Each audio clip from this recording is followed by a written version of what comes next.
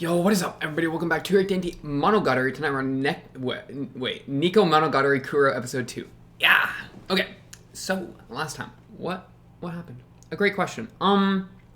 Yeah. So we are back in time. We've gone back chronologically quite a bit. We've gone to the Hanakawa cat arc, like the begin, like when she's going to become a cat. I don't know if she's going to become a cat. She's probably going to become a cat. She's leading up to becoming the cat for the first time, right? So this is before Senjugahara, before all that, right? But all after Kizu, I believe. Oh yeah, and comments, boom, right? Literally saying after Kizu right here. A couple people are recommending to start doing a like chronological dating. Yeah, I probably should. I haven't done that yet.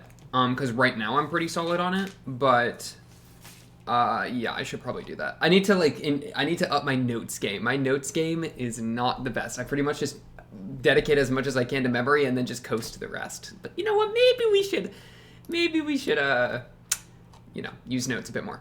Couple things I wanted to respond to really quickly, and then a little scroll through. So I was talking about how so there was that moment where Hanakawa first showed up to Araragi, and Araragi noticed or looked at her in a kind of a weird way, and then we got a little glimpse into her mind where she said failure. And originally I was thinking that she was trying to be all chippy or whatever and didn't get the response she wanted, but then people were saying well, maybe it's about her wound, her not her gash, her face padding. She has that bandage, right? Which I think is probably much more likely. But it's kind of the same thing where it's she didn't want him, or she didn't want Araragi to comment or to notice or really, she didn't want the bandage to control the interaction, and kind of she would have rather sidestepped it. But she still wanted the interaction to happen enough that despite having the bandage, she still said what's up to Araragi because she could have avoided him. It's not like he ran into her, she opened up to him with the bandage. So there's kind of a little bit of a push and pull there that's interesting. And then one of the main things of the episode that was pretty important was how Araragi kept doing hypersexual things as a avoidant or as a change the subject of the situation. So the skirt flipping, this is a really good little comment here. It says Hanakawa was embarrassed about her wound, and in a way, Araragi flipped her skirt to break the ice and make her not feel so uncomfortable and embarrassed. So he's throwing himself under the bus by acting what's the word? Over the top sexually, in kind of taking control of the situation in that way, which I think is interesting. And I think that's it relates to the whole, he's accepting himself as the monster thing. So maybe he's doing things that he would consider monstrous, right? Like flipping skirts, and then later the whole where she said she'd do anything for him or one thing for him, and then he completely just went crazy with that. He's doing these monstrous things as a way to in a for positive intentions ? Because he's not doing it because he's actually I don't know, it's a mix though. It's a mix because he is sexually repressed, which is why he's doing them partially. But I think he's also doing them because he wants to for positive reasons, making her feel less uncomfortable, and then changing the subject, later on after they had kind of talked about it. And yeah, I guess it's just him reflecting on, or it's Araragi reflecting on, because he's telling the story, right? And the story, this is in the past. So he's telling us it now after Nico, because it's his reflection on his evil behaviors, his monstrous behaviors that he's trying to accept into himself. But looking at these monstrous behaviors, they're not, sexual monster behaviors entirely. That's definitely part of it. But there is good intention in in those, right? Especially with these Hanakawa ones. Because I'm also thinking Hachikuji and that kind of first stuff. And that was just kind of for the sake of it, right? I don't know. That's harder to defend because he was just straight up groping the child, right? But I don't know. That's kind of besides the point. Groping the child besides the point. This show is magical, isn't it? So yeah, and then this is a pretty good comment here. The ending chunk is the part that I like the most because I think it's both hilarious and pretty accurate. Oh yeah, this was a point. So we've seen a lot of this arc already with the in Nekomonogatari, right? Because of the Tsubasa cat arc, and so you can probably pull a lot of information out of what is different in those two tellings of the story, because this telling of the story is a post accepting the monster telling. It's post Nisei, right? And Nisei was like a turning point for Araragi's character, a rebirth, if you will, because of the whole Phoenix thing, all that. So that's like, it's tough because I've seen the Tsubasa cat arc once, and it was like a few months ago, right? And that's not like an excuse and blah blah blah. Like, I'm not trying to say that in a bad way, but it's like, so the way it plays between, like, the differences between these two things, I worry that they're gonna slip past my mind, which is sad. But I feel like if you pulled them up side by side, I'm sure there's a lot of really cool stuff you could pull from it. But maybe that's a rewatch thing, right? Because this is a show that does, I think, want to be rewatched.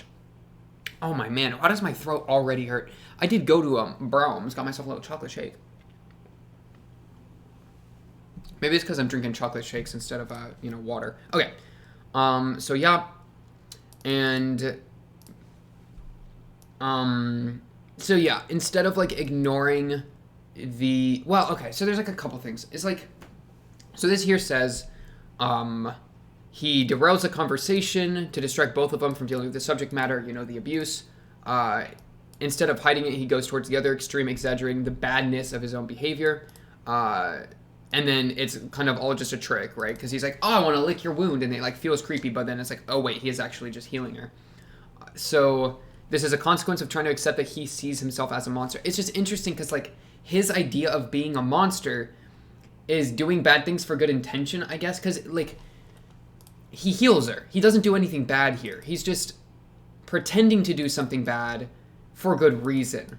It's like it reminds me of like the whole like fake monster like Nisei thing, right? With what's her name, Tsukihi, right? Where she's like fake monster, like all that. So it's like he's doing fake badness in the same way that he accepted the fake monster. Oh wait, that kind of clicks together, doesn't it? Whoa. Because like yeah, he's accepting. It's not. Maybe it's not even that he's accepting himself as a monster. I think this is true. But I think in how it's being done and how it's being executed, it's almost like he's currently seeing himself, or at least is a fake monster, right? Because he's not. His bad actions are like fake bad actions because they're for good reason and they do good things. Yeah, even in like when he walks, it's not even that it's just like he's doing something bad and then it has a good consequence. It's he's doing something bad intentionally as a good thing, right? He's pretending to be losing his mind over a sexual favor possibility as a way to change the conversation away from something that's making his friend super uncomfortable. Maybe, that's one way you could read it. So in that way, it's like, I respect that. So it's like, yeah, interesting. And then this was sorry, this is just so funny to me, this next part. So I have to just read it. I can't even summarize this a little bit. So it says, example of Araragi's meta-narrative language, penny shot / skirt flips, which represents Araragi's desire, attempt, or ability to see past the facade, to get a glimpse of a girl's underside. Also referenced by Hanakawa during the first meeting in Kizu. In this case, it's darkness he sees underneath a cheerful exterior, which is because she's wearing like the black panties or whatever. So the point is, and there's a couple examples here, right? Konburu is wearing like the short pants because she's like chill with it, chill with her underside, with her vulnerabilities or whatever. And then he pretends that Hachikuji's wearing black lace panties, or like he claims that at some point. Well, pretends the word here, which the comment says, which relates to him wanting to believe that his innocence is fake. So it's like, yeah, like the color of the panties that he's flipping or getting a glimpse at or whatever is like indicative of like a hidden state of the mentality of the character or something like that. What makes me intrigued, I'll say, is that the first panty shot of the show is a it's what is it? It's Hanakawa with the wind and it's like white, right? It's like white lacy, which I would think is like an innocent, pure, angelic thing, because like the coloration of white as opposed to black, and as opposed to like seductive black lace, right? And so it's like, man, that felt so long ago. That first episode of Bake, it's crazy. But like Hanakawa, when he first saw her, he thinks that her underside is white and pure and angelic, right? Because I think it's because he deifies her, or like he puts her on a pedestal, right? But then in Kizu, she kind of falls off that pedestal a bit, and I think, and yeah, I would say so. Which then causes their relationship to kind of hit the weird spot that it's in. So when he first sees, and she falls off that pedestal because she's actually got some like darkness in her, and she's actually hiding things and all that stuff, right? So it's like her panties being white in the beginning, is that what she actually is? Like, has the underside of an angelic thing, or is that just like what Araragi thinks her underside is? Like, I don't know if I trust the panties to be a perfect reflection of the character, because, or maybe it's less like overall and more of in the moment, because I mean, Hanakawa goes from the white lace in Bake 1 to now the black ones here in what, Nekomonogatari Kuro 1. So it's like, but like I would say that even in that first episode, she did have that darkness. We just we weren't aware of it yet, right? We weren't aware of her really complicated and difficult family situation, which is kind of part of that darkness. So how much is the panties like what Araragi wants to see in the underside versus what is actually there, right? It's kind of another example of unreliable narrator Araragi as the teller of the story. Yeah. So something to chew on. Chronological stuff. Keeping her face hidden. And then when there was that really awkward situation, Araragi did the only thing he knew how to break the tension, flipping her skirt. What a guy. It's just so funny. Yeah. No, this is funny as well. I didn't even think about this. Karen's response to Araragi's love question is funny, juxtaposed against Tsukihi's. Because Tsukihi is literally half the episode, and then Karen gives like one line, and then it just cuts. That is funny. Like, why does he... Maybe there's something in how he's talking to his monster as opposed to his... Like, he's talking to the fake monster as opposed to the fake human on love. Like, why does he go to the monster for that? Why does he go to Tsukihi for the conversation on love? Right? This was really funny. I don't even... I'm not even gonna... I'm just gonna say this is funny. You can trust me on that. And then... oh, yeah. I'll get to this in a second. So, novel order...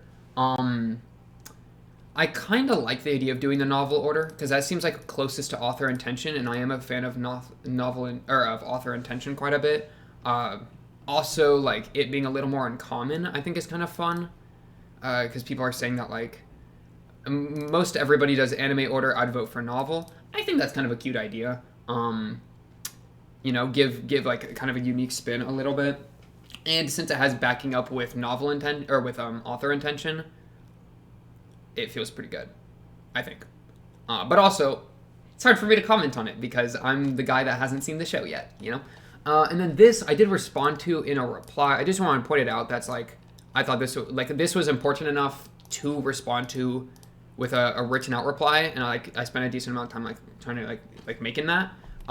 So it's kind of a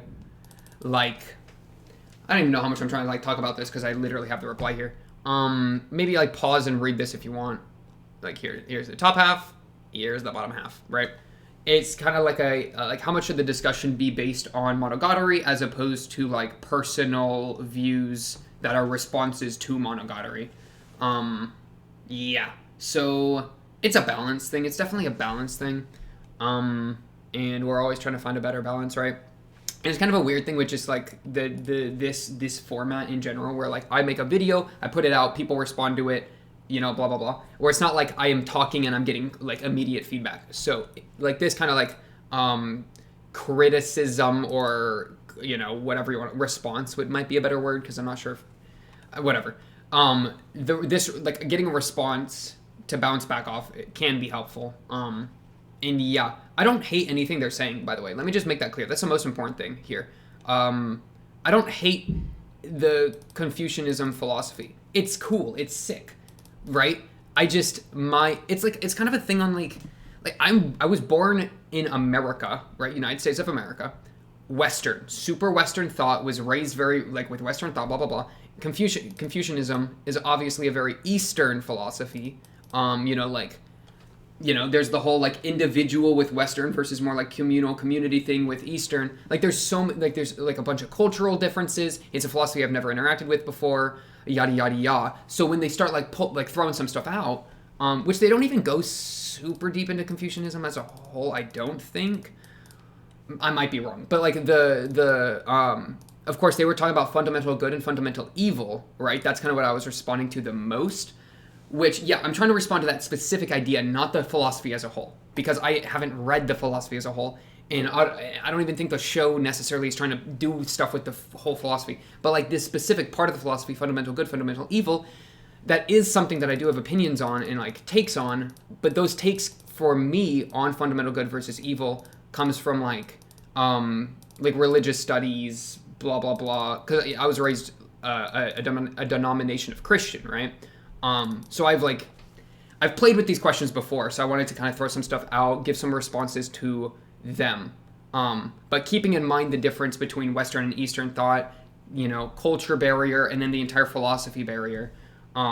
Just with me not being well read in this stuff, yeah, like there's definitely some stuff there's definitely some room to be worked out, I guess I'll say. But yeah, so I don't hate it at all. I think it's super interesting, and it's a response to the idea presented, not a demeaning of it or whatever. And I don't remember. Maybe I was speaking like kind of crazy and like aggressive.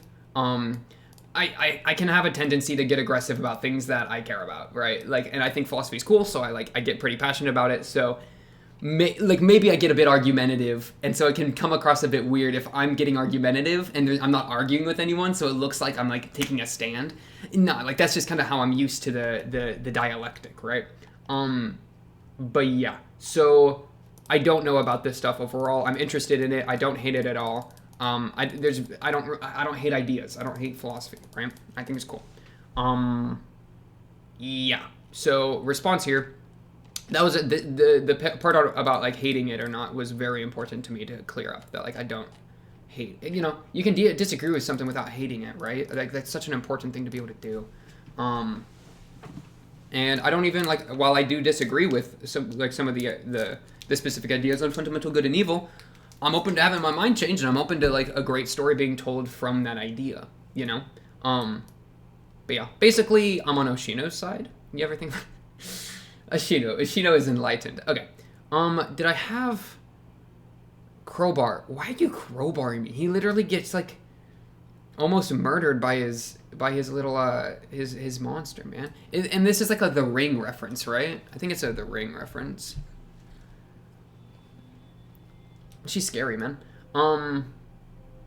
Fantastic OP, as I said. The Tsubasa family. Wow, look at this beautiful shot of Adaragi here. I don't know how I didn't see this. What is this? He's like a sailor. That's so fun. Yeah, so trying to parse through how he feels about Hachikuji. No, Hanakawa. Whether it's sexual attraction, whether it's... Her breasts are incredibly attractive. Whether it's love or like infatuation with her character or what. Yeah. Pog. Some of these shots with Karen were too much. They were doing way too much work.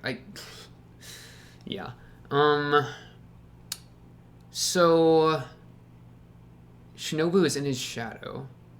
You know what's really cute now that I think about it? Just random thing. I kind of want to get into the episode. I do spend a lot of the time in the responding to the episode in the comments, honestly. So it's hard for me to scroll through. But oh yeah, and then he's gaining weight because he's getting even more frustrated. It's interesting because like I think I said this, as much as Hanakawa's bottling up stress, like so is Araragi, and it's like because neither like their communication is like what they want out of the relationship with each other is like different, right? and some of there's some communication barriers, and like while like Araragi going sicko mode with the sexuality stuff, like Hanakawa I think does understand that because she does call him kind or whatever. I think she does see through that, but you know, there's some stuff to figure out there. And so it's interesting that both of them are getting bottled up, right? I mean, maybe even like does Araragi see the cat too? I think both of them see the cat in the road, but Hanakawa is the one that actually gets to it first? Question mark. I don't really quite remember. Maybe we'll be able to see that. So maybe like there was the chance that Araragi could have like was also a potential vessel for the cat, right? Because he's bottled up, right? He's being weighed down upon. It's just instead of like specific to stress, it's more of sexual frustration, along with I don't know any other manner of stuff. Obviously, Shinobu's chilling in his shadow, and he doesn't. Or no, Shinobu's not in his shadow. Shinobu's chilling with Oshino. But point being, like he has a bunch of unresolved issues as well, plus this frustration. So maybe he was a potential vessel for the cat. The thing I was going to say, though, while I pull up next episode is it is, like, with all the context on Araragi and Shinobu's relationship, it is so sweet and, like, so, like, it's so good to me, the scene in the end of Bake, when he calls upon her and she comes out of his shadow, because it's, like, he knew, like, despite all the stuff they had been through, like, he was still, like, ready to rely on her and to ask her for help, and she was still able to, like, ready and willing to offer it. That's a good relationship right there. I love their relationship. But yeah, so that's all I got for the recap. Let's get into the next episode. I do want to really quick pop open my Dr. Pepper. Ooh, you hear that little... You know what I'm saying?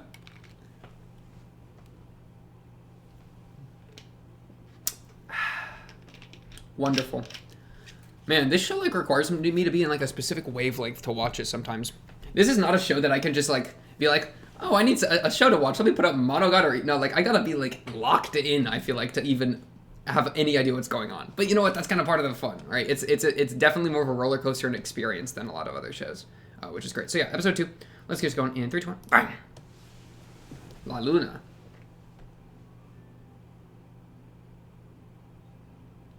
Cram school? So why does Oshino, like, hang out at an abandoned school? I wonder what that means, right? Like, what does this school represent? Shinobu!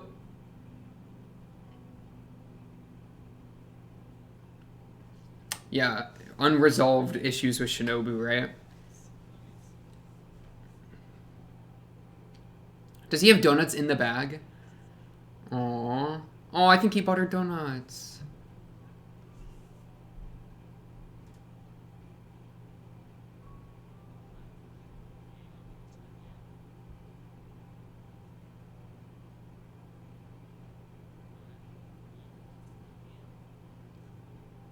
Silent treatment.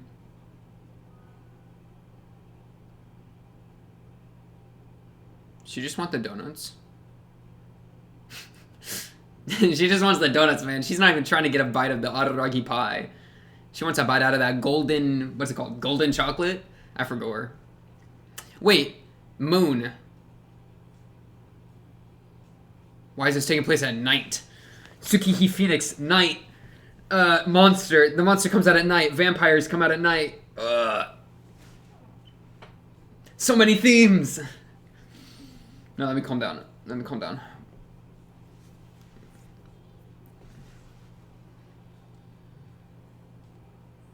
I love this OP so much. The train. Dude, it doesn't even feel like a Monogatari opening at all. And the guitar? What's up with the guitar? I feel like I've never seen her with a guitar before.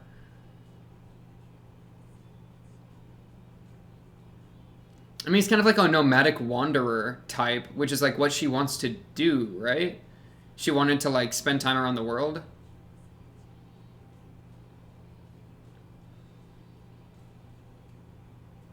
Or, like, maybe music is, like, a stress relief for her in some way. But, like, I haven't seen that with her before. Yeah, and then the guitar disappears, right? So maybe, like, it was a stress relief for her, but then it went away, and then without a way to cope with the stress, then the cat enters the photo.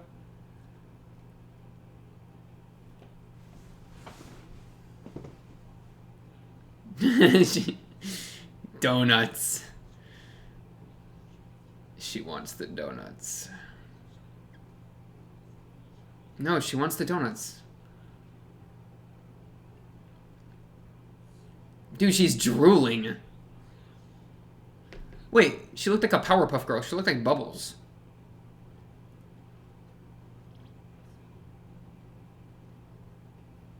Golden chocolate. This is so weird. She's like a feral animal.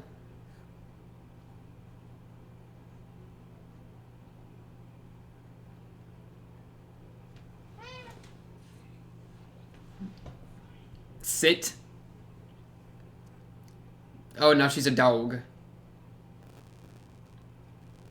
Ooh, a French cruller plus a napkin. Nice.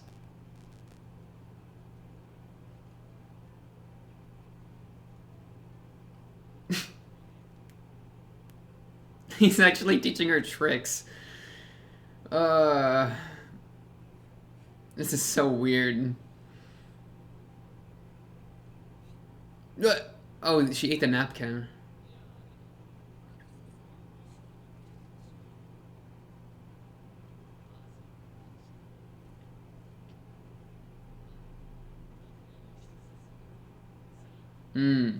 Guilt.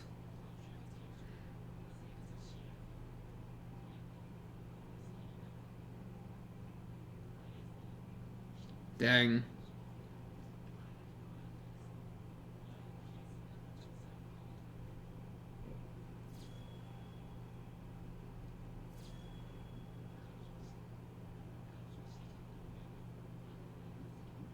Dude.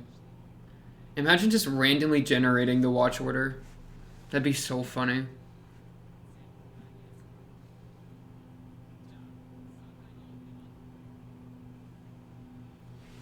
Whoa, the twirl. I don't... Is she gonna say woof, though? She doesn't want to say woof. Yeah.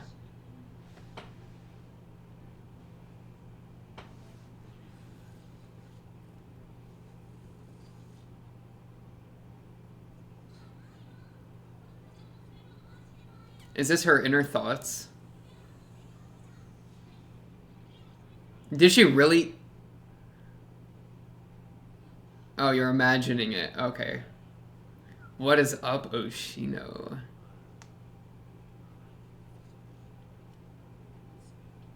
Okay, dude. Not the bite pun.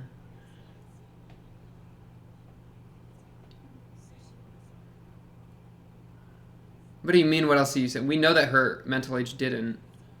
Wait, did it? I know, okay, we know this. Yeah, tell me about it.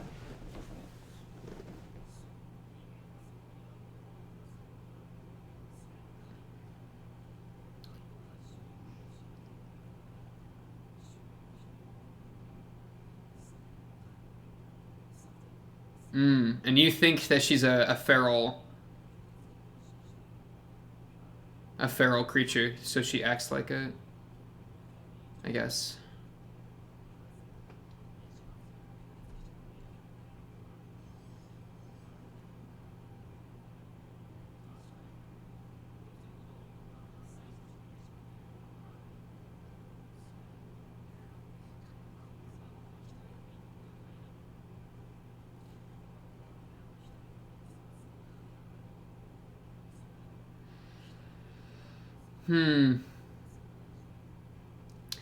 It's interesting that, like, in the world, there's, like, a power of perspective, right? Like, his perspective on her. And the entire story is told through Adaragi's perspective. So, like, it both exists within the story and the story itself, you know?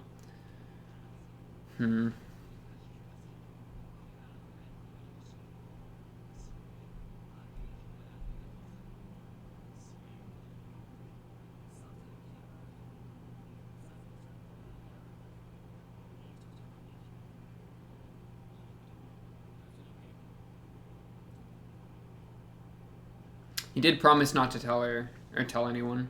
Yeah.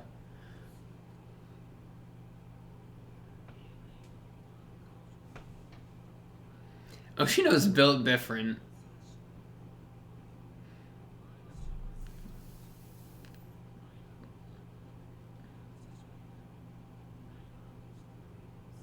Only that's a very Oshino thing to say. But I feel like that's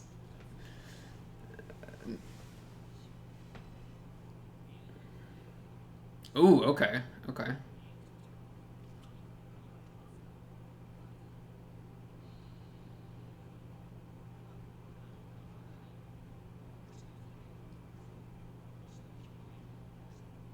Mm. With the crowbar? Yeah. The cat. Oh, the cat happened. Okay, okay. So we didn't actually like live like play out the cat happening. But Araragi saw the cat. I wonder if will you help me? Hmm.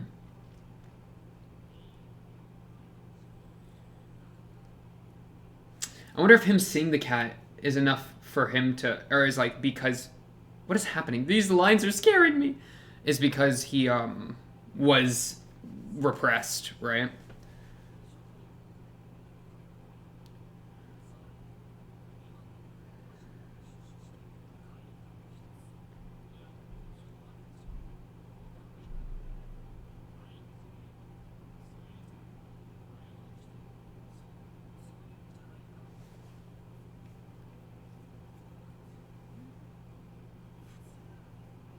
Right.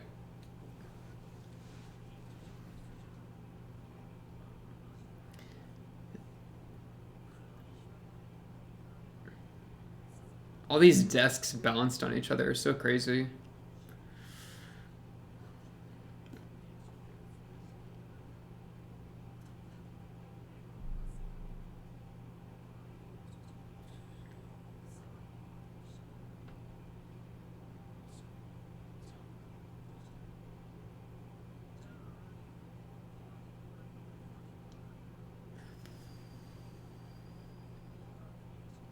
You're gonna dig up? Oh my goodness.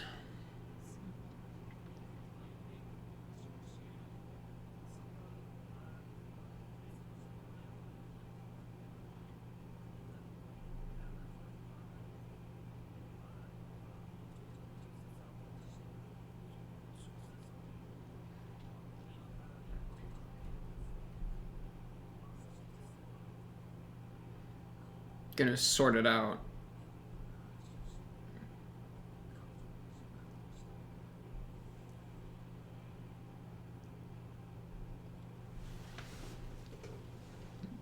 One man search party.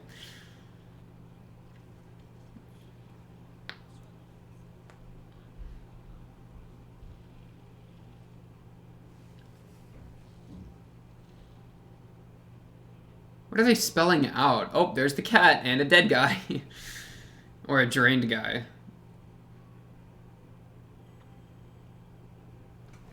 Hello? Oh, she's wearing a black bra.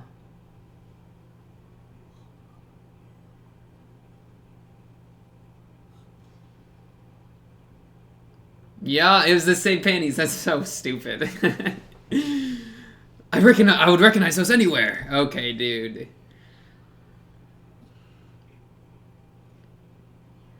Nyam. Don't smile like that.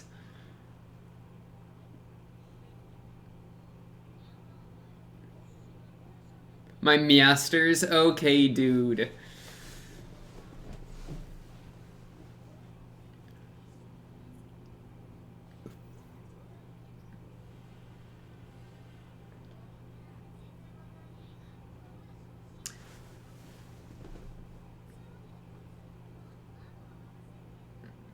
Who to? The parents, right?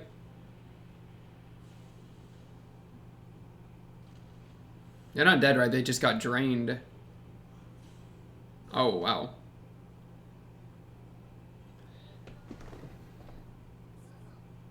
Yeah, parents. Or, like, not blood parents, right? But her guardians.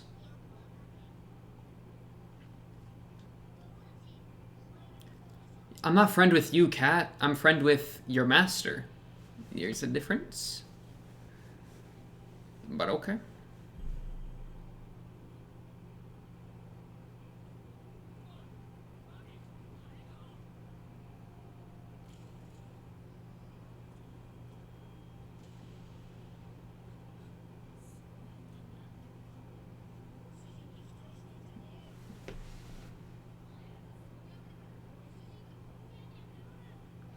It's so weird to me. It's like, because the cat's like protective of her, right?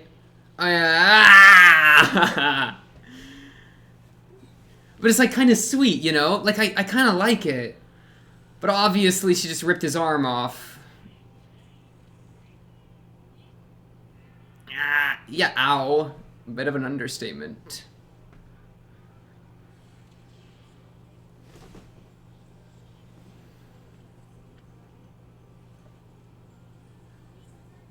Yeah. She do be draining his energy, though, not gonna lie.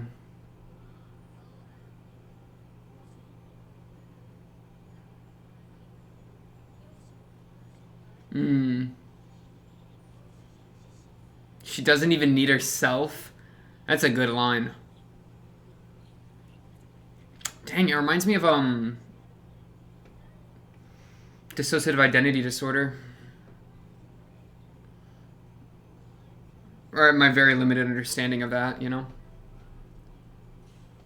Like yeah? What is that face? Like a protective alter self, or alter ego, right? That, like, does, you know... The blood moon! The girl with abnormal wings, okay.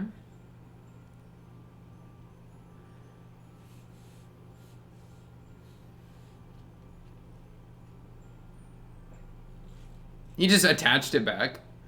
Giga Chad. 007. Remember, like...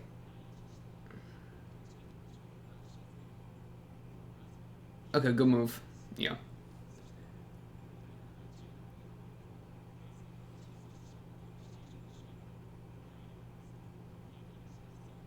Why is it...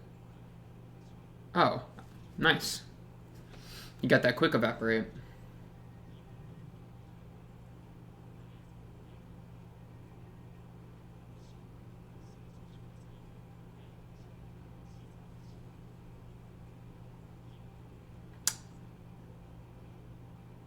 Is this his first, like, a combat situation as a post Kizu?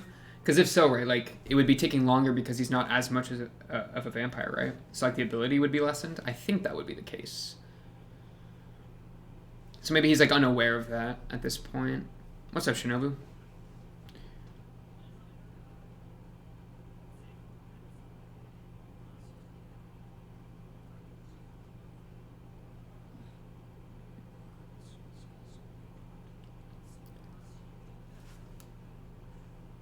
We're skipping the day. Back to the night.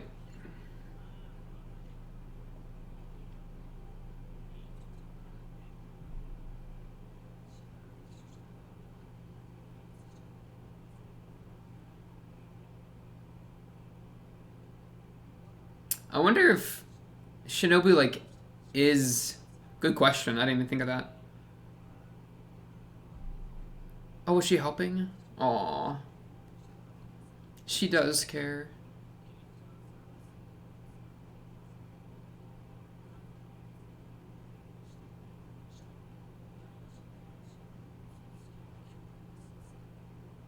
That's right, yeah. So he needed to be explained how his ability has changed.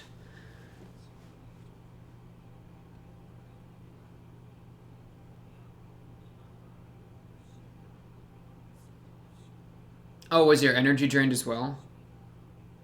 Oh, was it the energy drain?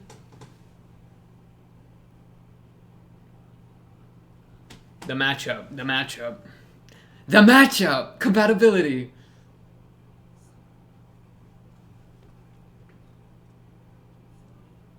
She could have killed him or hurt him a lot more, right?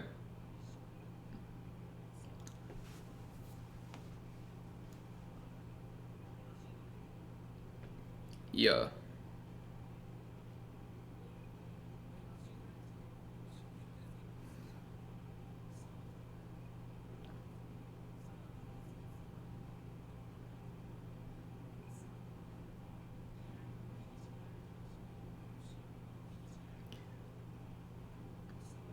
I remember, I'll talk about it in a second.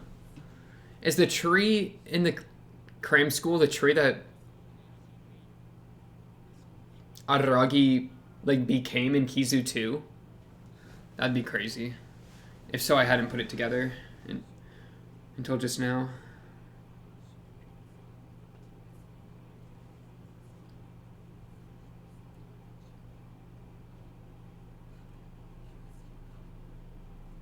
I wonder why.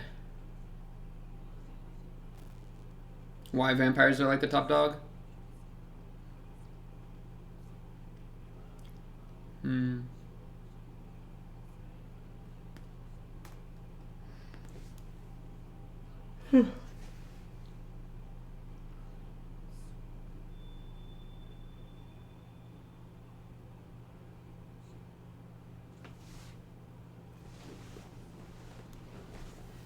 Oh, really? Oh, yeah, because it...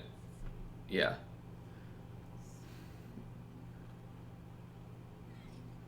His injured shoulder.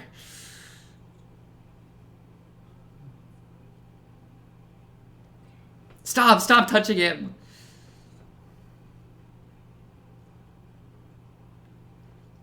I love how she still takes care of him.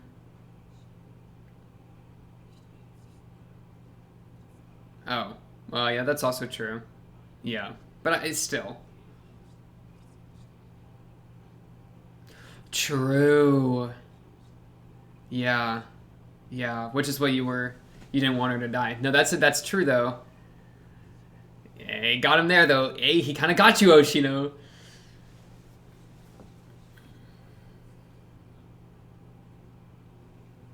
Yeah, go to your family.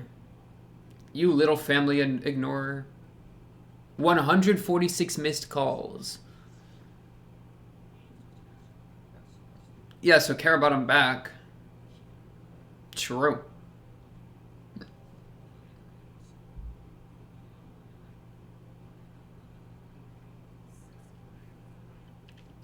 He wants to distract himself.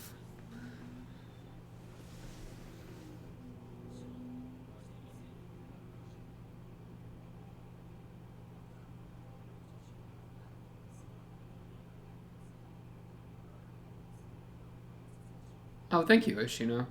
That actually means a lot. A balancer? Ignored theory? Oh, this is crazy. Can we go to your university? I want to go to your university that you met everyone. The Balancers University. Hustlers.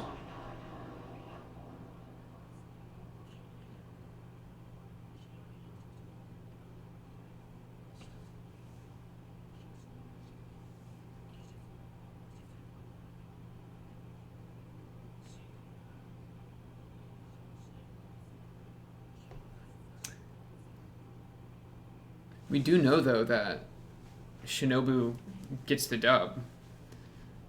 Oh, is that the end? Oh, wow. Right? Dude, they end these at such weird times sometimes. What the heck? I don't even think there's that flashing bit, was there? I'm curious why we're... Well, I've kind of talked about it a little bit already, but, like, why we're getting this arc, right? Because it is a repeat of a lot of information, but it's also like additional context, which I think is important. It's just interesting. It's such a weird show, how it goes about its stuff, right? Very non-linear.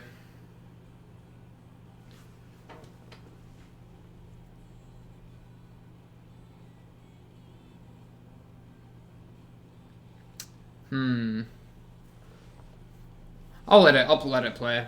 You know what? I'll take a sip of my Dr. Pepper and just chill out. What about that?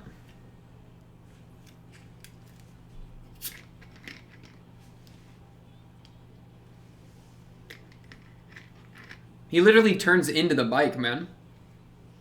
It's so weird. I guess it's kind of like through Hanekawa's vision, and the cat was watching it, right? Watching it. The cat was watching as Adaragi got closer to her heart. Or, as Adaragi got closer to her heart, but then never actually reached it, and it all fell apart. But, you know. Zen Monogatari is now in production. Aw, Pog. Wait. Reset? What are you saying? Preview hallucination. Apparent death? Okay.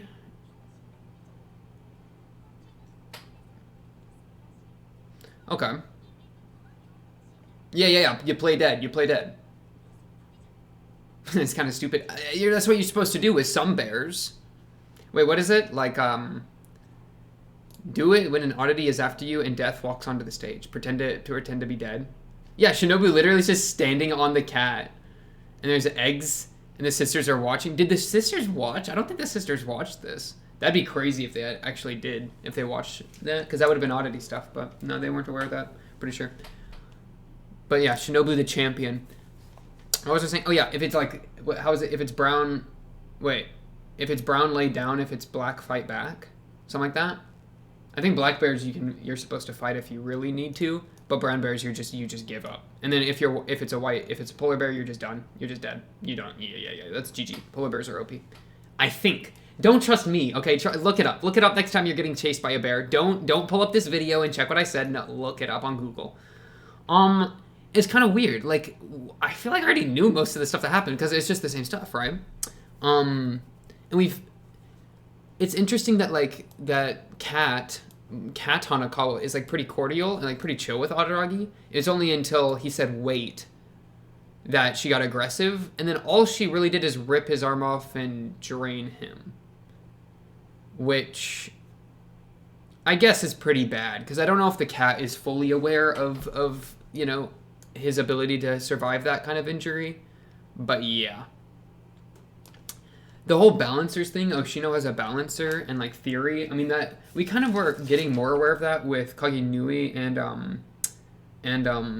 Kaiki, right? Because they both were kind of, or at least Kagenui was referencing like the proper way to do things and kind of all that stuff.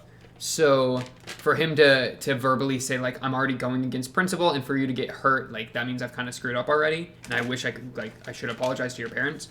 Which again, Adaragi's parents are super absent from the story, like the entire show as a whole, which is interesting. But the tree, is the tree in this crane school? Did they fight at the crane school at the end of Kizu? I don't think I have Kizu saved.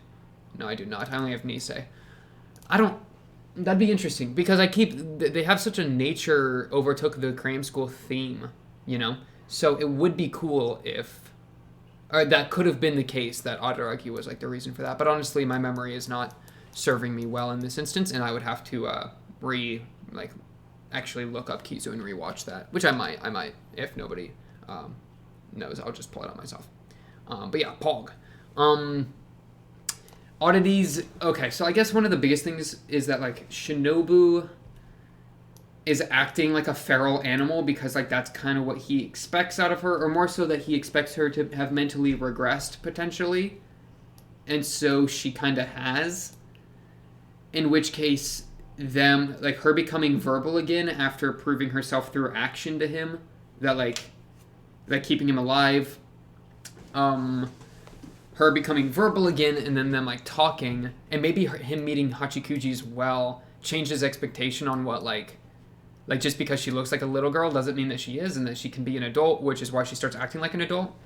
But yeah, it's kind of abstract if her mental age is dependent on how she's perceived, right? So, yeah.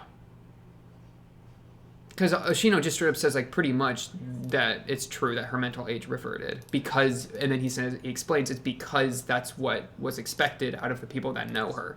Or, like, are aware of her. So, yeah. Any oddity. It's just interesting because they spawn from human beliefs. So I'm like, on one hand, I'm a little like surprised is a weird word to use, but like, for Araragi alone to be like that influential on her, is kind of crazy because it's like how much of Shinobu is Shinobu if Shinobu is if Shinobu's existence and even how she acts is so dependent on how people perceive her, you know, like how much of an individual entity is Shinobu, right? Because like something like the monkey paw, you know, which isn't like a sentient thing, it's like a yeah, like the monkey paw and like the cat to like a lesser degree because the cat's kind of in a weirder spot. It's kind of like a scale, right, where we have like the monkey paw, which is not sentient, but I guess it had the demon form that Kanburu had, or like the crab, I guess we could say the Hitagi crab. The crab is just kind of doing its thing, and the monkey paw just kind of like serves its purpose. But then we have things like this cat here, which seems to be a pretty sentient being, but it's also obviously like a flip side of Hanakawa, and like is meant to be a unbottling of her stress mechanism mechanic, right? So it's kind of like it serves a purpose based on the human that it's like based on. So that kind of like matches up with what Hoshino was saying. But then like Hachikuji Shinobu, right? Like I see them as individual characters with like beliefs and thoughts and like personality and all that, like on the level of a human, but they're not a human. Or like I guess Tsukihi, throw Tsukihi in that category as well. Where like if people started like if Araragi, like now that Araragi has become aware of Tsukihi is an oddity, that if his perception of Tsukihi changes into she's an oddity, not a human, even if she still is like a member of the family, like is she going to literally change how she exists? Like is her personality going to change from that as a consequence? In the same way that Shinobu's personality changed and her mental age seemed to regress into like a feral thing because of that? Or is this kind of like, or is this just them kind of playing up her love for donuts? I mean, I kind of think it's supposed to be an expression of how, like, because just straight up what Oshino says, right? That it's an expression of how oddities are dependent on human beliefs, even to the individual level. It just, man, it has some weird consequences when there's a human Araragi who's interacting with oddities, Shinobu, Hachikuji, Tsukihi, and those oddities seem to have a personality, but that personality completely like shifts depending on what Oshino thinks of them. It's weird for him to have that much power. But in the same way, like it almost is like not like a microcosm, but like it's a shared thing with the show as a whole, because, and I said this, right? As much as in the world, Shinobu is based off of Araragi, right? Like how she acts is based off of Araragi. The Shinobu that we know, right, is literally what Araragi has told us about her. It's Araragi's description of her. It's his narration of her. So both in the story and from a meta thing, Araragi's perspective has direct consequence on the oddities that we know. Someone like Kanburu or Karen, who aren't oddities, are of course only run through that same process on a meta level, because, you know, Araragi's perspective of Karen isn't going to change how Karen exists, right? Unless that perspective like is something that takes form and that Karen like bounces off of, right? But that's kind of another thing. So yeah, that's an interesting like thing. And I think somebody's mentioned that in the comments before, or like that's been hinted at here and there. So it's not a completely new idea, but it definitely was, like, seeing it fleshed out in the show was interesting. Yeah. It's just also, like, yeah, I don't know. It's weird. It's weird because, like, we've already seen most of this, you know? I feel there's a balancer. I'm going to write that word down because that is kind of a key word. I would say, let me get your full line here, Oshino, really quick. I ignored theory and went against policy. Balancer, theory, policy. I mean, that implies like a grander organization and a grander structure to these things. Like, is there like a book, you know, like a book of balancing 101 that like he and the squad studied in? I mean, they were part of like an occult club, right? Is that correct? I think they were. But yeah, I want to join that occult club, man. I want to become a balancer. That sounds kind of sick. Actually, no, it seems kind of hard, but maybe it's good. It'd be fun to do, maybe. I don't know. you'd have to fight oddities, I guess. Or in Shino's case, he kind of does his own thing a little bit. But yeah. Because now I'm intrigued on this theory and policy. Because I think Kagenue is probably the closest practitioner to that theory and policy, and then Kaiki is just kind of. I don't even know what to call Kaiki. I still have such a hard time getting a read on Kaiki. Yeah. I like him though. He's a very unique character. He's super unique. It's just like he's just weird. Hopefully we'll see more of him because I want to get a better read on him. He's a character I'm intrigued in for sure. Yeah. Dang. Was there a flashing bit? I kind of don't think there was a flashing bit this episode. It's kind of unfortunate. It's nice seeing Oshino again. That's my boy right there. And also, like, us even getting the story right. It's weird, because we kind of got the story a little bit with Bake. I feel like I need to rewatch the Tsubasa cat arc in Bake to be able to get the full thing out of this, Which is a bit of an odd situation. There's also this, like, talisman thing that was going on for a second here. Like, these writings. Right here. Is that his bandage? I think that's his bandage, right? Yeah. What is this writing on the bandage? The metal cat. Let sleeping cats lie. Let sleeping cats lie. I mean, that makes me think of how he promised to keep the secret, right? Like let it rest or whatever. Oh wait, so she turned into a cat. She turned into a cat because of. I think Shinobu is supposed to be a Powerpuff Girl here. That's kind of cute. She turned into a cat as a direct result of the interaction with Araragi, right? Because that's literally what happened right before. And then she saw the cat. I still kind of like the idea that Araragi seeing the cat as well, because he saw the cat, right? Is indicative of him being a potential vessel for, like, needing release.